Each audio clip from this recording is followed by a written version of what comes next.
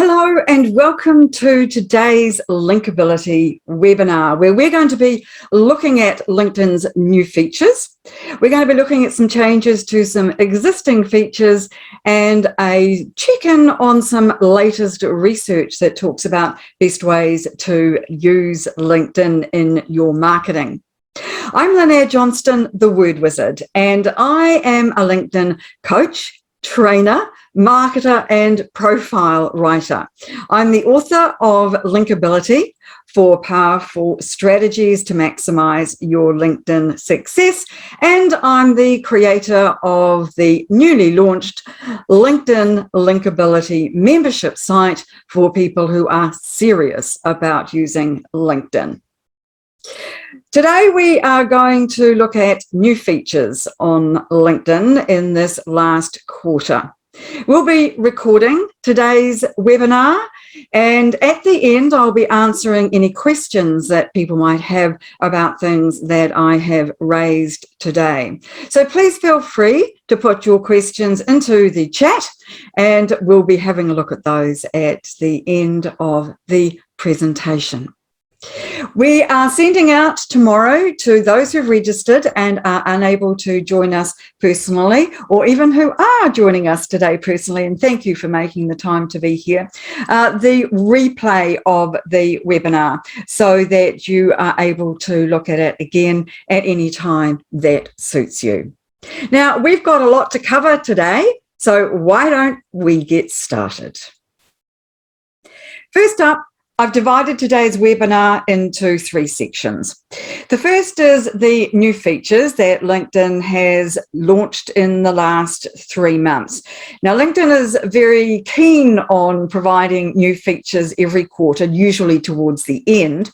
And consequently, we are only 2 weeks into September. We may still have more features coming our way before the end of the month. So we'll look at what we've already got so far, and then some changes to the existing features that we've had around for a while, and end up with some research findings that will be practical and useful for you in your everyday LinkedIn marketing.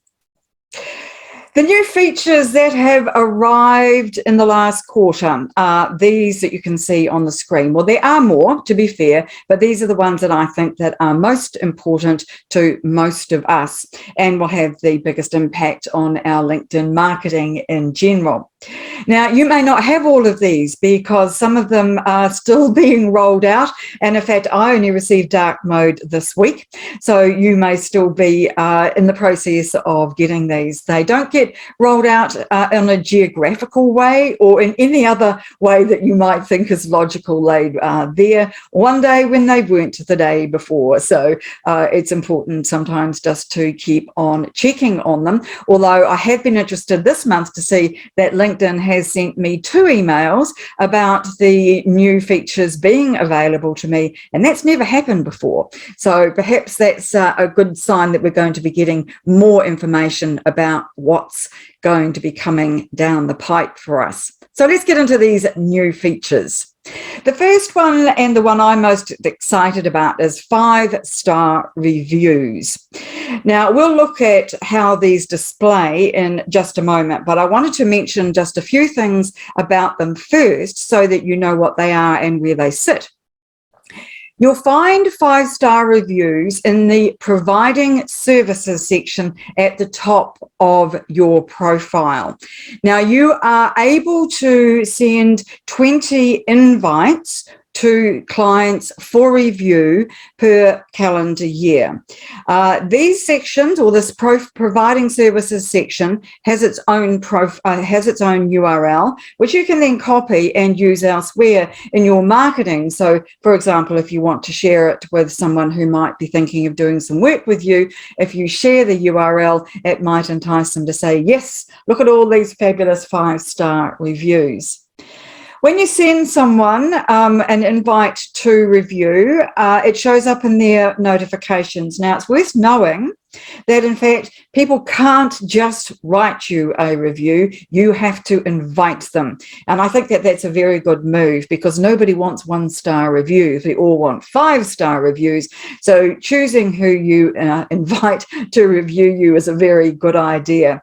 Because this is new, I suggest that you let people know that you're going to be asking them. Get their permission first and understand, or their permission that they will give you to say that yes, that they will give you a 5-star review before you send the invite. You can withdraw invites, but just remember you only get 20 of them, so you want them to be the best that you can be for adding social proof to your profile. Now, the providing services section, as I said, sits at the top of your profile in what is known as the introduction card, which is right underneath your profile photo and your banner at the very top. Now, providing services isn't something that all of us can use, because if you are an employee, for example, it might not be something that's useful for you. But those of us who have our own businesses, or we are in portfolio careers, we provide have a number of different clients to whom we provide different kinds of services in different ways. This providing services section is a very good one to have.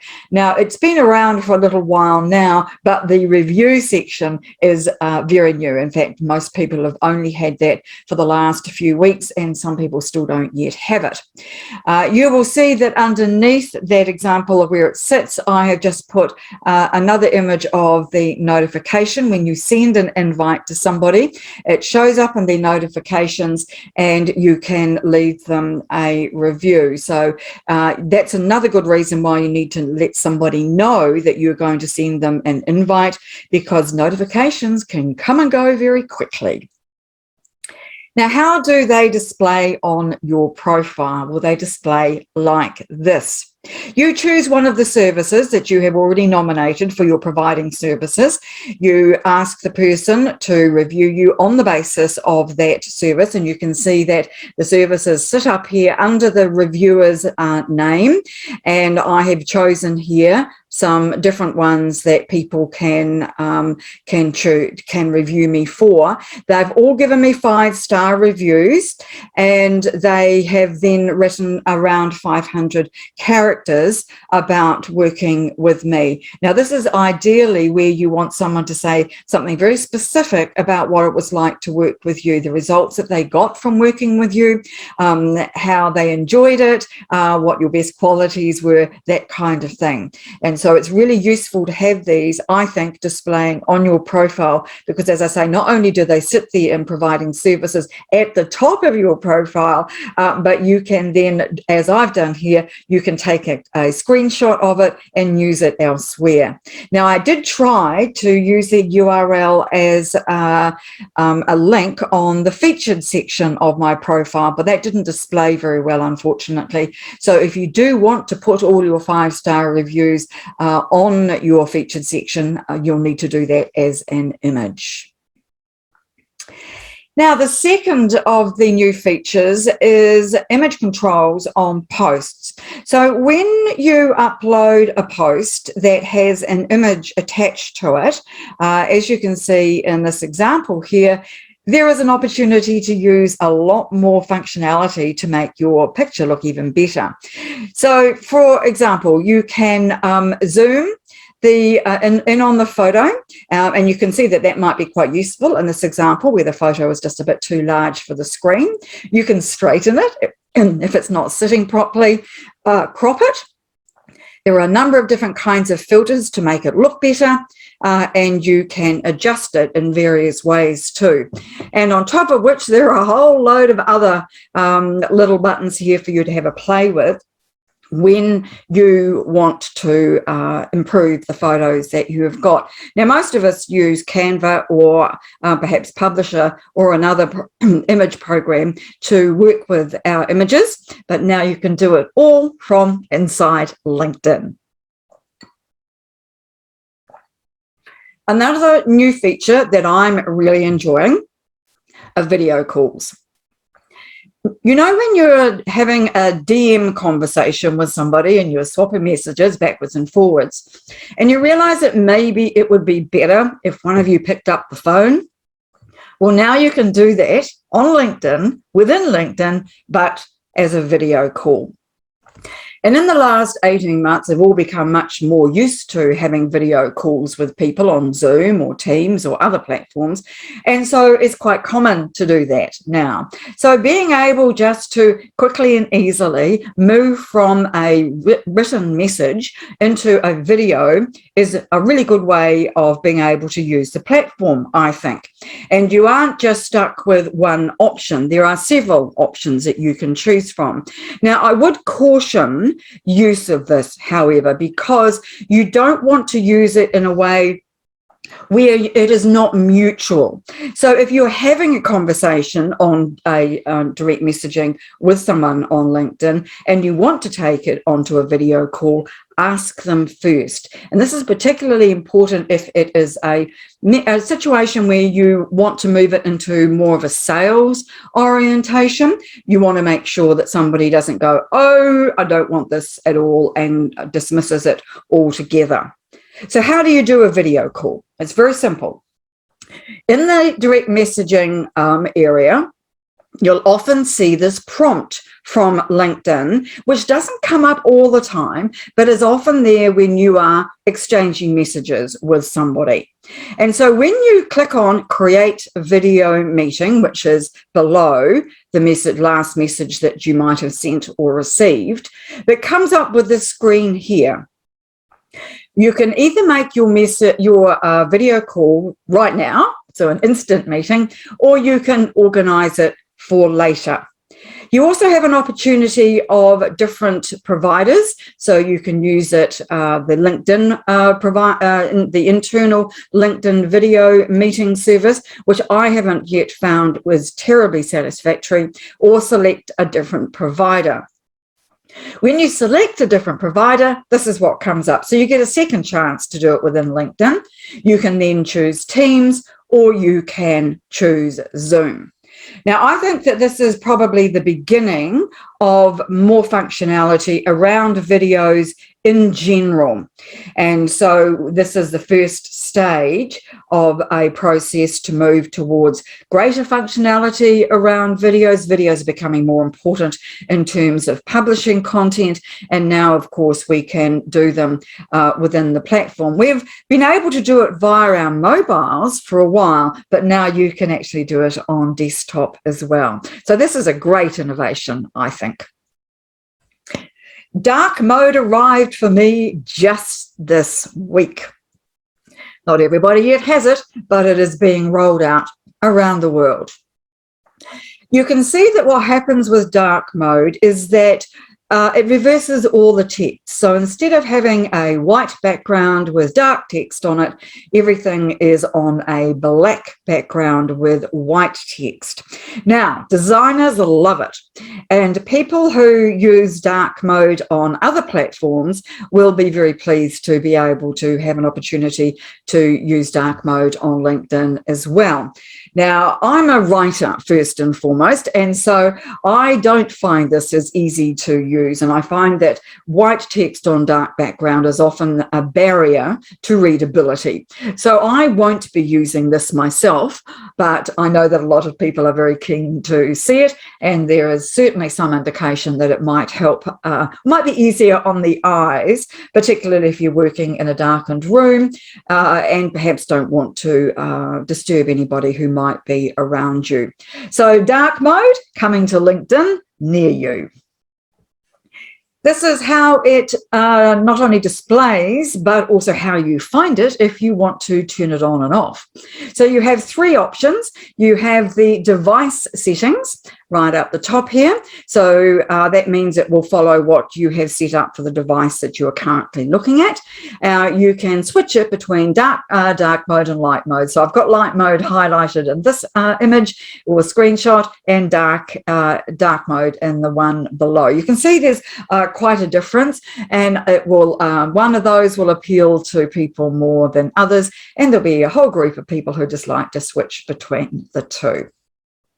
If you haven't got it yet, it's coming. Now, post prompts have been around for a few weeks now in different guises, and I've just chosen a couple to share with you, but there are some other places you find these too. A post prompt is where LinkedIn gives you some suggestions to follow about posting. Now, the aim of the exercise here is to get you to post more often. Is that a good thing? Very good question. What this is doing in the left example is when you write a comment on a post, it is encouraging you to use that comment as the basis of another post. And that means then that you are sharing the original post, which will appear underneath your own post. Is this a good thing? Good question. In the example on the right, you can see that when you click before you click start a post, it says start a topic and has an idea or a suggestion for a post that you might want to put up. Is this a good thing? A third great question. Let's have a look at these. I think that when you are putting a comment on a post as your engagement on it, what you're doing is you're doing a couple of things. First of all, several things really. You're increasing your own visibility, first of all, so that's a good thing. Secondly, you're helping the person who's posted it to get greater views of the post, and that's a good thing too. And when you turn your own comment into its own post, what you're doing is sharing the original post. Now, you might know, if you've followed me for some time or been on one of my previous webinars, that I talk a lot about the fact that shares do not work as well as comments for getting greater visibility and more views on your post. So the answer to the question, is this a good idea, is it depends. So the way I work with these is, if I think that the comment that I have made is worthy of a post on its own, is I will rewrite it. Now, I don't ever write a post in LinkedIn itself. There is just way too many opportunities for something to go wrong and for whatever I've written to suddenly disappear without me having a record of it, because there's no back button or undo button when you're putting up a post. So my suggestion is that if you do want to carry on the conversation with your own network, that you rewrite your comment, give it some context so that people understand what the original post was about. But I would not share the original post. I would remove it, because I don't think that it does you or the original poster any favors at all. So my answer to that question, it still is, it depends. If you do it well, I think this might be useful, but not in the way that LinkedIn has just suggested here. They make it look far too easy, when in fact this could be quite harmful to your reputation and to your credibility if you don't get this right. Now, the other one, where you are being invited to do a starter topic, is fairly similar. I never, as I say, write a post directly into LinkedIn. I like to consider what I'm going to write, to have it all laid out in a Word document, which is my preferred way of doing it, so that I've got a copy of it on my computer and I can always refer back to it. I can make any edits to it that I might want to as well. And it's always a good idea to make the edits first, to make sure that the post is as good as it can be, because, and I only learned this week, that when you edit a post, once you put it up, it can reduce your views by 25%. Ouch. Get it right the first time. So don't do ad hoc posts. Make sure that you have fully considered what you're going to write first, and then put up a correct, well-worded, properly formatted, and correct, without any errors, post on LinkedIn, and then you should be fine. So no, I don't think that's a particularly good idea from LinkedIn, but I like the idea that they have behind it the objective, which is to get us to post a little more. Now then, let's move on to section 2, and there were 2 changes to existing features that I wanted to mention to you today. Stories are disappearing, and company page competitor analytics. More on that in just a moment. But stories have been with us for about a year. They were rolled out over a period of time last year. They were only available on mobile, and they did not take off. By and large, we, the LinkedIn members, didn't take to stories terribly well. And part of the reason, I believe, was that they're only available on mobile. And I know a lot of people use mobile exclusively, but people like me who are desktop users couldn't use it for stories. There were some other issues as well that people didn't seem to like terribly much, and one of those was the fact that you couldn't get instant engagement from people. People couldn't write a comment or say they liked the story. They had to send you a direct message instead. So there wasn't that same degree of feedback that you get with other posts that on stories. So stories are being discontinued by LinkedIn at the end of September 2021, and they may be back in another form later on, but at the moment I don't think that we'll see them around for any time soon. So some people will be very disappointed. I wasn't a user, so I'm not terribly upset by the demise of stories. Something I am pleased to see, however, is competitor analytics on company pages. Now, again, if you've been following me for a while, you know that I'm a big fan of company pages. In fact, I'm such a fan of company pages that I'm in the process of co-authoring a book about company pages with my colleague, Michelle J. Raymond from Australia. And we've called the book Business Gold: How to Build Awareness, Authority and Advantage with LinkedIn Company Pages, and we're hoping that'll be out next month.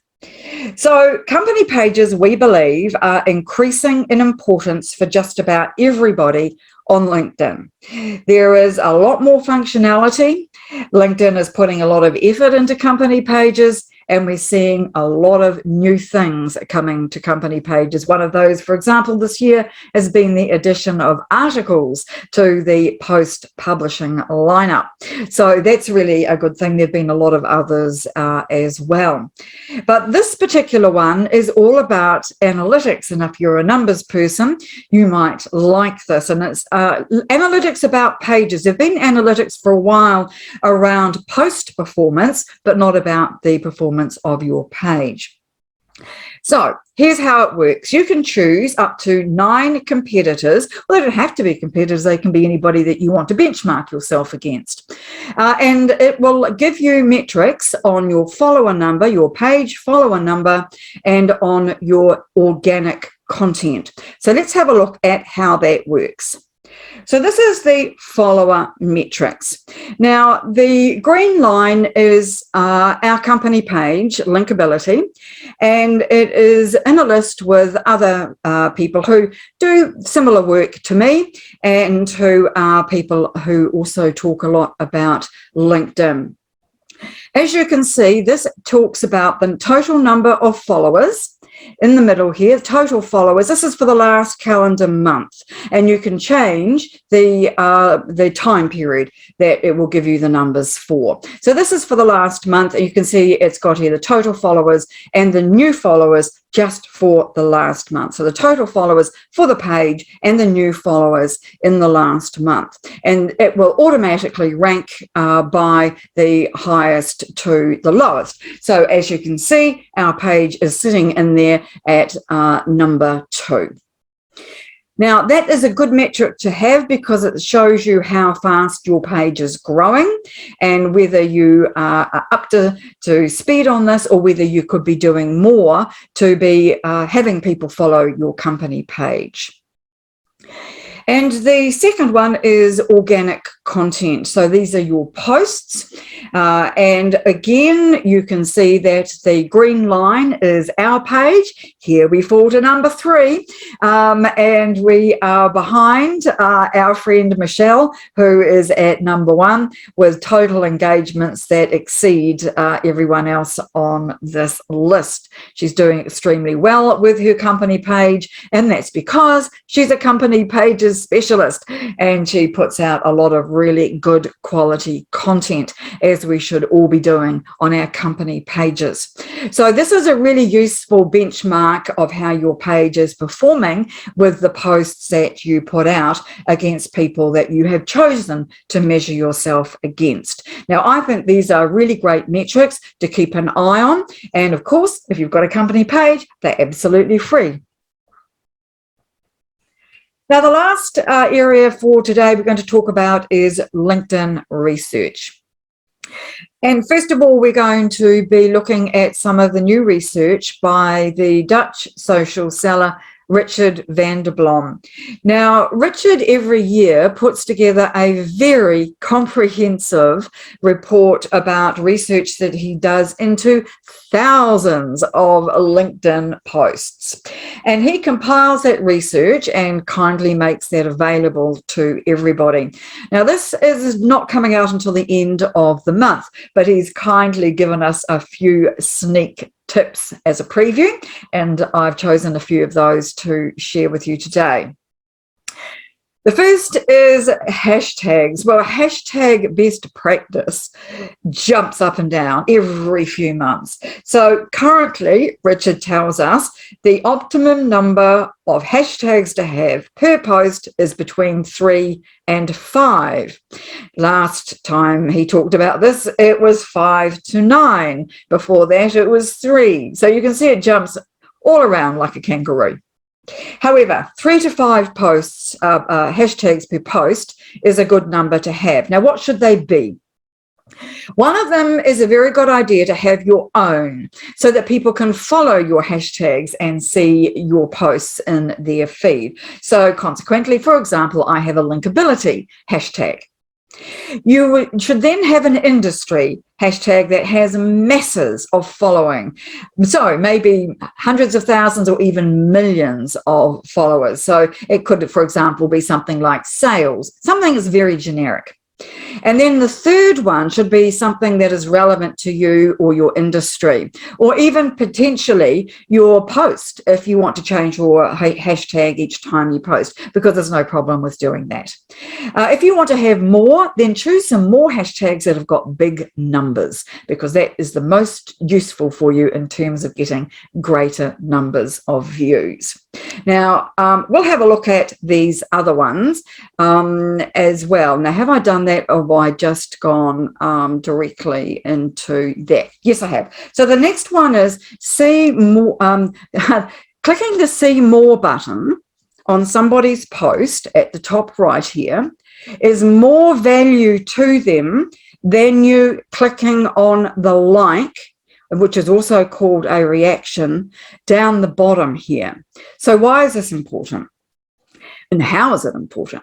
Well, the reason, this is my opinion, the reason that I think that this is important is that by clicking the see more button there, you are signaling to the algorithm that you are interested in the post and that it has relevancy for you. If you are just clicking the like button, it could be anything. I mean, we all do that. We scroll through the news feed. We don't stop. We just click the old like button for those people's posts that we know, and we think we want to show them some support.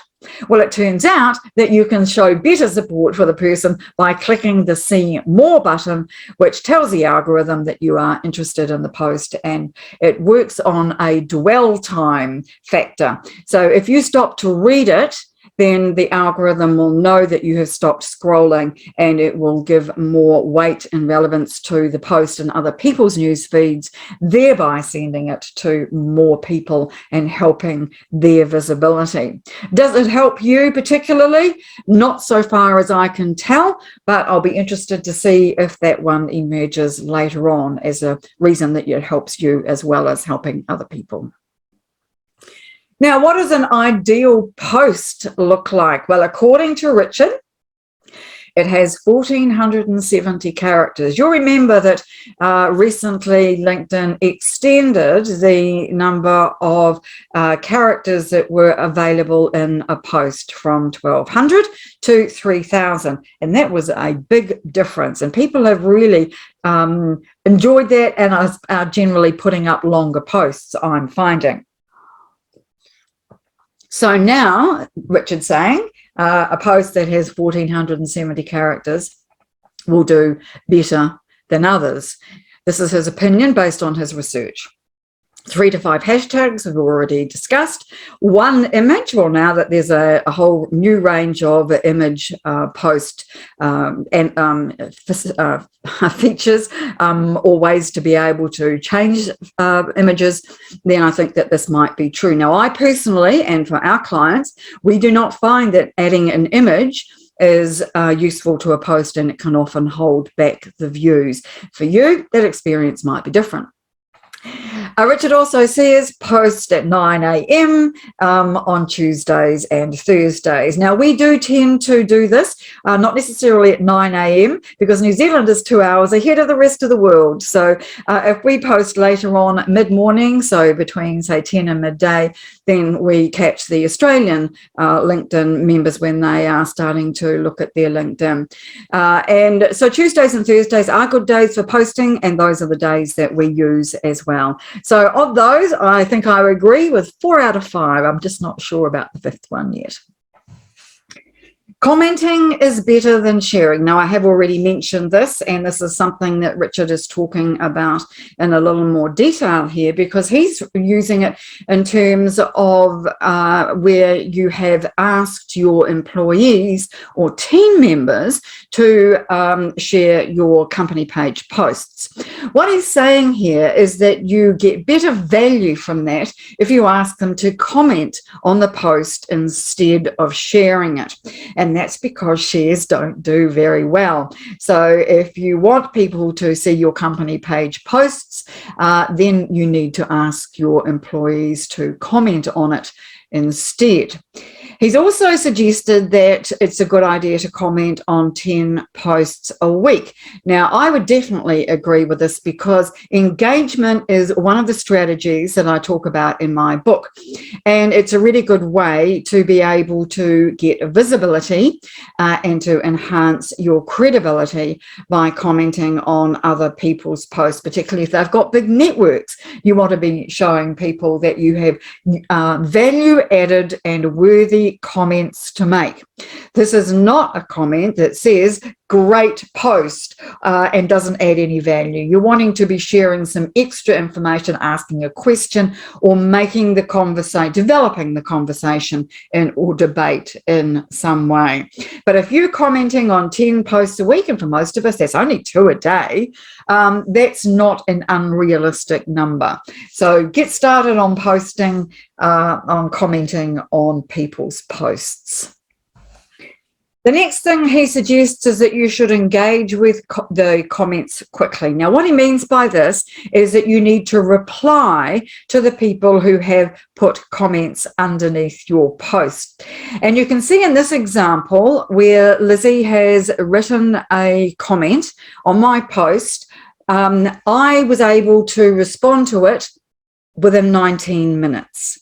And that means that that is going to give it more visibility, more relevance, and it will help the post on its way.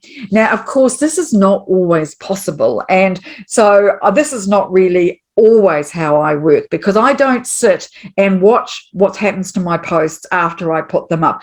I have other things to do. So I will come back, though, after a couple of hours and see what comments there are, and then I will respond to them then. But the faster you can do it, with what Richard is saying, is the better, and the more your post is likely to be seen in more news feeds. Now, another LinkedIn colleague of mine from Australia, Tara Fitness, has recently completed an MA doing research into LinkedIn specifically. She was talking about social media, but generally, but specifically about LinkedIn. And she was kind enough to share some of the findings of her research with me. And so I wanted to share some of those with you, because if you are doing any kind of LinkedIn marketing, you'll find these useful.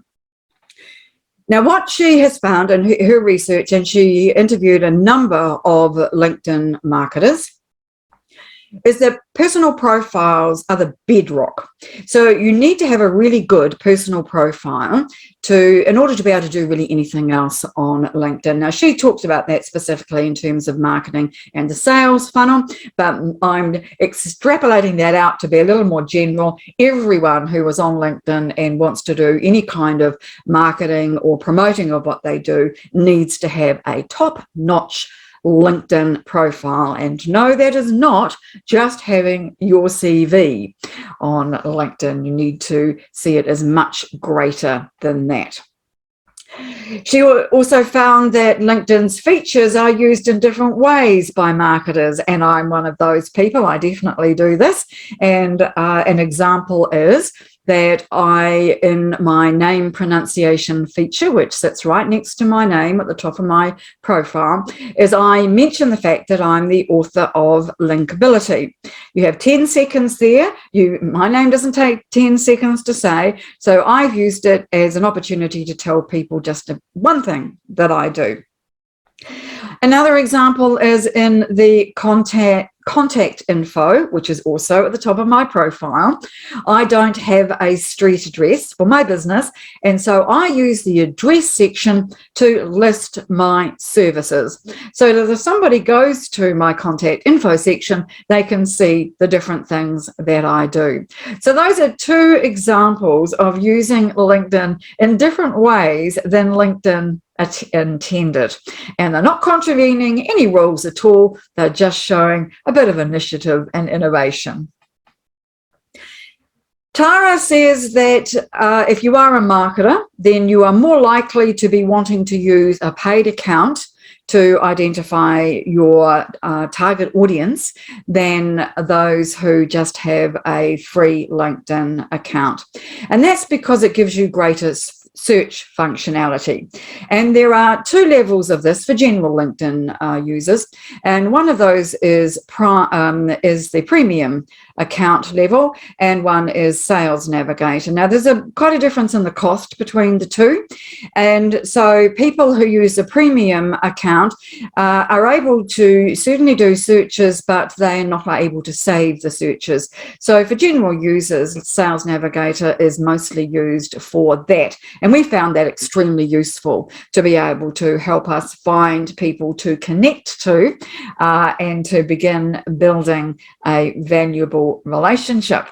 Now, Tara moves on to say that when you are wanting to do that, you need to do that by sending personalized message requests. And I couldn't agree more. I receive many requests to connect every week, and the vast majority of them do not have any reason for me to connect via a personalized message. And if there is a whole list of invites in my inbox, I will look at the one with the message first, and 99 times out of 100, I will say yes, because the person will have mentioned why they want to connect.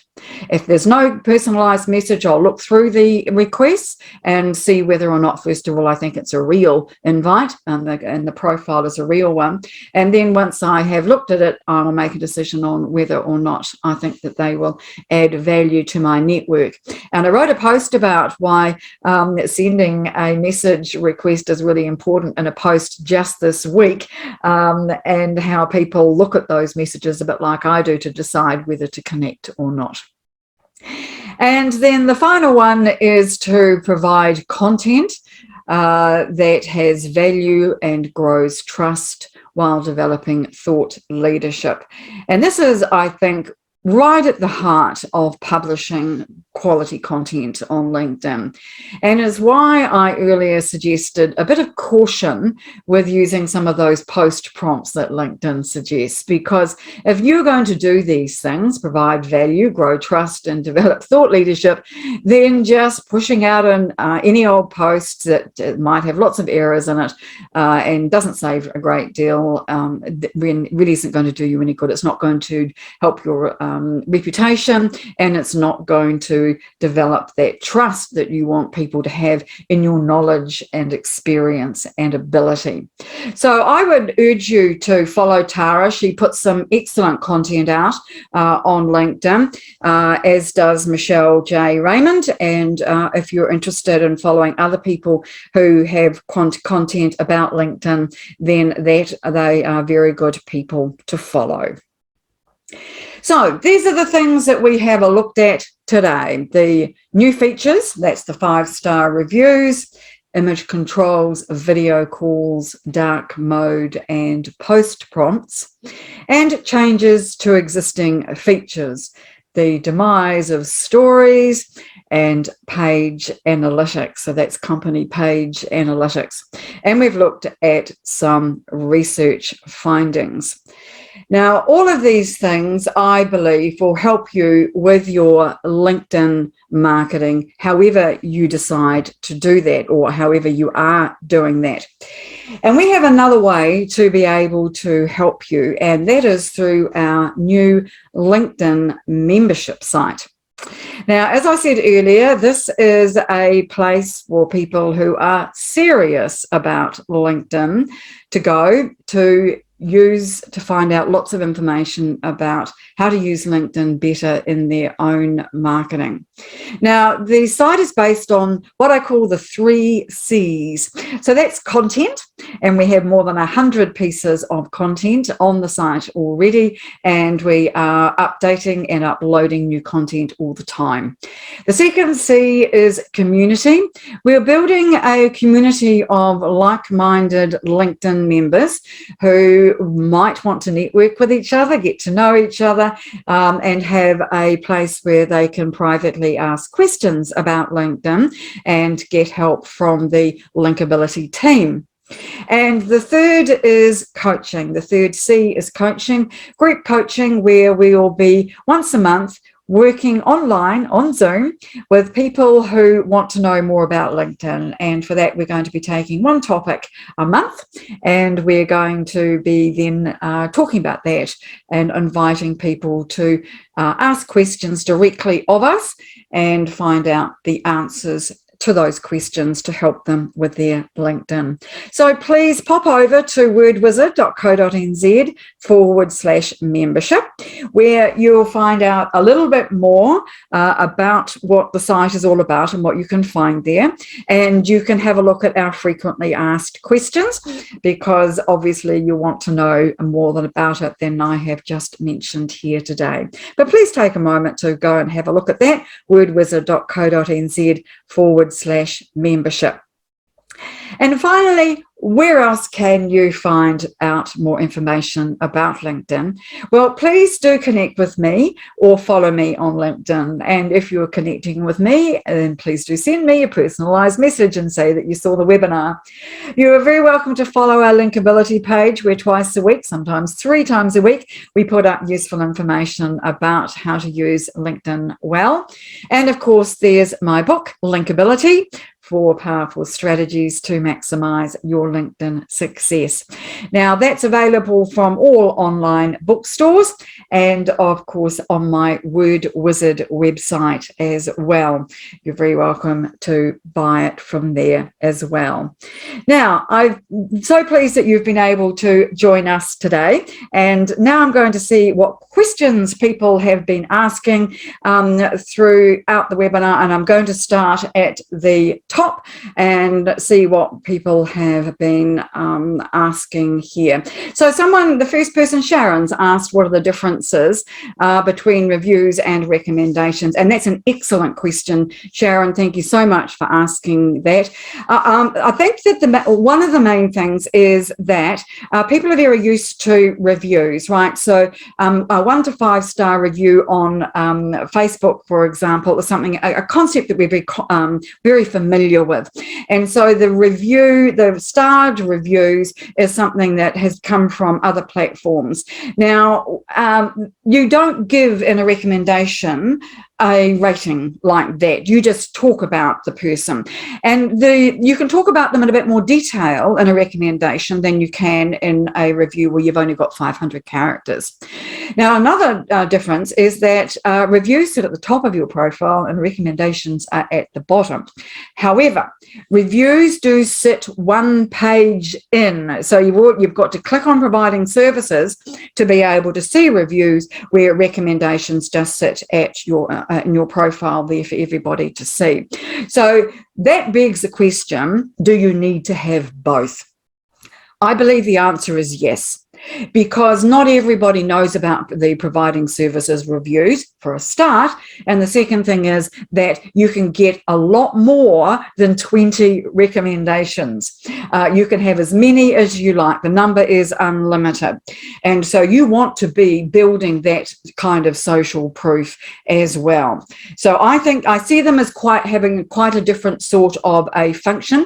I also showed you a photo of how they display the 5-star reviews display, whereas the recommendations don't display like that at all. So it's harder to see what they look like in their entirety, and you don't get that kind of 5-star, 5-star, 5-star impact. So they are different, but they're still the same, if that makes sense. Great question, Sharon. Thank you so very much indeed.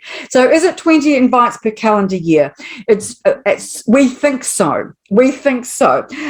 Leon, we're not entirely sure, but we know at this point, because it's only a new feature, that we only have 20 for this calendar year.